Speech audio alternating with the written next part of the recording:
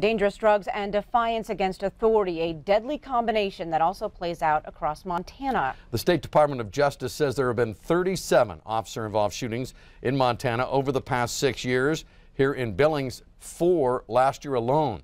Do you think cops are too quick to pull the trigger? A debate that's playing out on social media, on television, and in courtrooms across the country. For transparency, those who do not know, my husband is an officer of the law, but I too have questions. So we set out to find some answers and bring some clarity and understanding about what's behind an officer's life or death decision. Police, come moving! Left! These are some of the most stressful events that a person will ever experience in their life. The fundamentals of what they're doing with that firearm has got to be a reflex. Officers are often forced to enter volatile situations with little information. Their ultimate goal, to stop the threat with the least amount of force. This job is all about decision making. And in that split second, they're making a decision whether to use deadly force.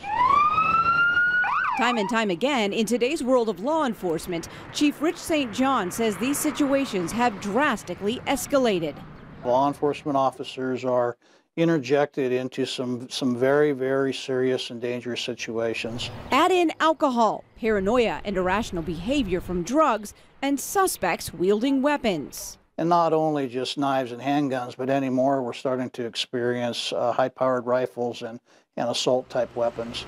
You really have a culture of anti-law enforcement sentiment, specifically anti-authority, and people just won't listen or do what police officers order them to do. It is absolutely a traumatic event for these officers. It's not that they are just out there shooting people because somebody pointed a gun at them.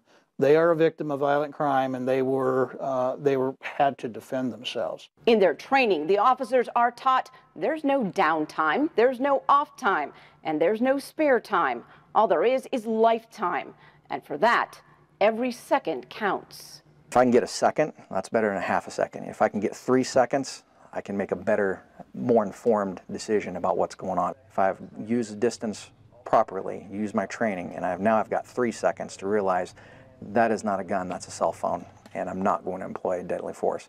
And those are situations we run into every day. But sometimes officers don't get that time. Last spring, after negotiations on the rims, a standoff with a 30-year-old Billings man ended when he lifted his gun and fired the first shot. In that situation, you saw a very, very highly trained and disciplined group of officers. I think there were several times during that incident when the officers would have been justified to use deadly force, and they did not. An officer-involved shooting fatality is no badge of honor. We spoke with a Billings police officer who did not want to appear on camera, but shared with us that there's no glory in taking a life. He told me, all that training comes down in 1 second. I see his arms start to come up. I see my sights and his shirt, and then it just sounded like a roar. You don't want it to end that way. It costs people their careers. There's litigation, both criminal and civil. You're raked up and down the media. In some of these that have taken place recently, even our own officers have been severely and heavily criticized and chastised, and people don't know all of the facts. St. John says beyond those facts, 2 questions always come up. First, why didn't the officers wound the suspect? And secondly, why so many shots? Many times people are shot and they can still function. And certainly people can function with a leg wound. Really, the only time you really will stop a threat immediately is if you hit something vital in the central nervous system.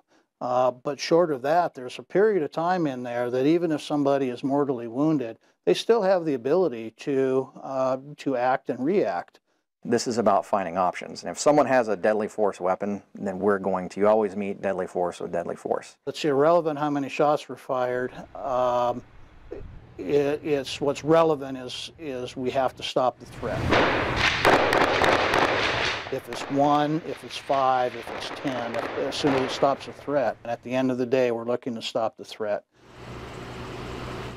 Now, there are many aspects to these situations, and each is judged on a case-by-case basis. Now, the chief says if there's one thing he can tell the public, by all means, do what the officer says. If police are wrong, you can file a complaint or a lawsuit, but do not disobey a lawful order from a police officer, and do not make actions that suggest you have a weapon.